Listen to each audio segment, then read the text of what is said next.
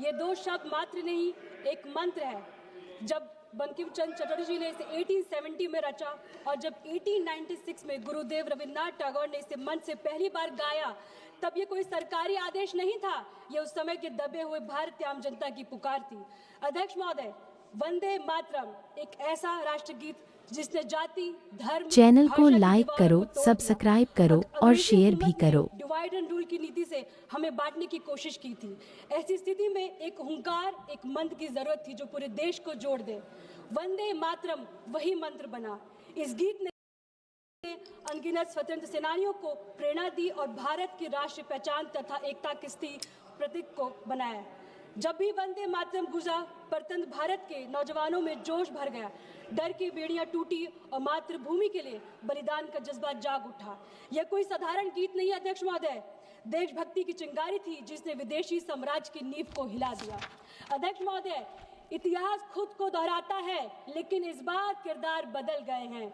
आजादी की लड़ाई में वंदे मातरम का ये नारा ब्रिटिश राज के लिए एक बड़ी चुनौती थी। ब्रिटिश राज इससे डरती थी क्योंकि यह नारा धर्म, प्रांत, जाति और भाषा के भेद को मिटाकर भारत को एकजुट करती थी।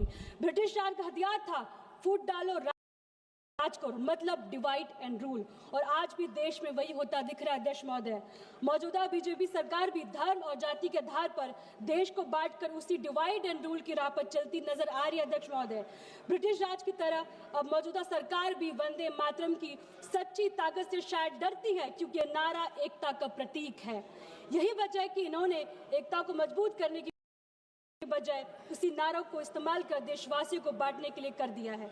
ये देशभक्त का सर्टिफिकेट बांटते हैं कि कौन देश को मानता है और कौन नहीं, लेकिन देश की जनता अच्छी तरह समझ चुकी है कि जो लोग देशभक्त को सर्टिफिकेट की कैद करते हैं वो असल में देश की एकता से खौफ खाते हैं। अध्यक्ष महोदय, मैं कहना चाहूंगी, तुम संसद में घूम रहे हो वंदे मातरम की शोर से, तुम संसद में घूम रहे हो वंदे मातरम की शोर से, और देश जल रहा है महंगाई के, बेरोजगारी के जोर से। ये कैसा प्रेम है उस माँ से, ये कैसा प्रेम है उस माँ से जो भूखे बच्चों को सुलाती है।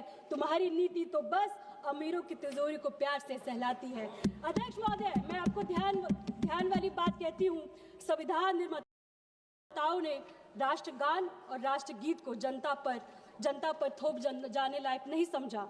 उन्होंने जनगण मन को राष्ट्रगान, वंदे मातरम को राष्ट्रगीत का सम्मान दिया, पर कहीं यह नहीं लिखा कि हर नागरिक को जबरदस्ती गाना होगा। इसका मतलब साफ है, देशभक्ति दिल से होनी चाहिए, दिखावे के लिए नहीं।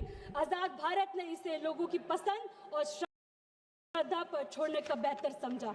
अध्यक्ष महोदय, हमारे राष्ट्रगीत वंदे मातरम के 150 वर्ष पूरे होने पर मैं आप सभी को बधाई देती हूँ। यह हमारे लिए गर्व का विषय है, पर क्या केवल गर्व कर लेना पर्याप्त है? जिस भारत माँ की हम बात करते हैं, उसकी संतानों की आज क्या स्थिति है? देश से किए वादों और स्वतंत्रता के मूल्य को हम कितना निभा पाए? अध्यक्ष महोदय, आज की बहस असल में वंदे मातरम को लेकर नहीं है। असल सवाल यह है कि देशभक्ति का मतलब क्या बताया जा रहा है। आजादी के समय देशभक्ति में सबको साथ लेकर चलना, एक दूसरे की समझ को रखने और आगे बढ़ने की सोच थी। देशभक्त का मतलब लोगों की सेवा करना।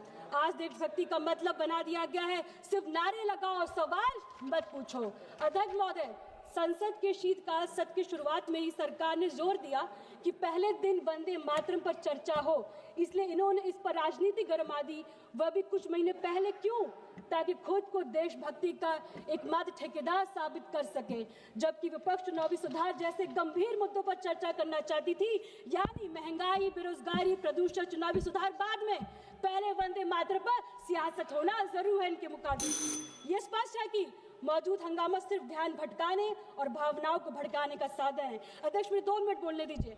अब जरा हकीकत पर नजर डालिए। अध्यक्ष महोदय, जो नेता दिन रात वंदे मातरम और भारत माता की जय नारा लगवाते हैं, उनकी नीति ने देश के लिए क्या किया है? बेरोजगारी चरम पर है, युवाओं को भविष्य अंधकार में है, अर्थव्यवस्था संघर्ष कर रही है, लेकिन भाषणों में सब अमृतकाल बताया जा रहा है, समाज में जहर घोला जा रहा है, भाईचारा को जगह नफरत पर जोर राष्ट्रभक्ति है। आज इस सदन के माध्यम से मैं सरकार से कहना चाहती हूँ, देशभक्ति को बांटिए मत, इसे जीना शुरू कीजिए।